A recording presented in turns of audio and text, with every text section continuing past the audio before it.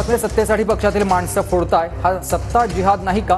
भाजपच्या फोडाफोडीच्या राजकारणावरून उद्धव ठाकरेंनीही टीका केली आहे। भाजप सत्तेसाठी काहीही करायला तयार आहे असं देखील उद्धव ठाकरे म्हणाले।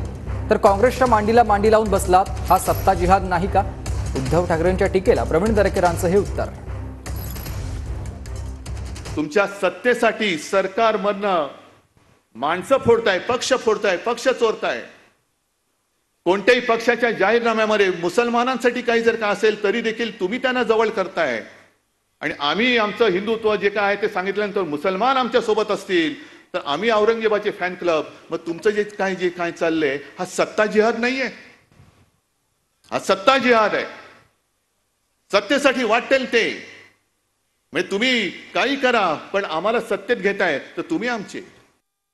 ज्या बाळासाहेबांनी आयुष्यभर हिंदू हृदय सम्राट म्हणून बिरुदावली कमावली, देशातल्या हिंदुत्ववादी जनतेनं त्यांचा हिंदू हृदय सम्राट म्हणून गौरव केला, त्यांचा वारंवार अपमान केला, त्या काँग्रेसच्या मांडीला मांडी लावून कोण बसलं? उद्धव ठाकरे।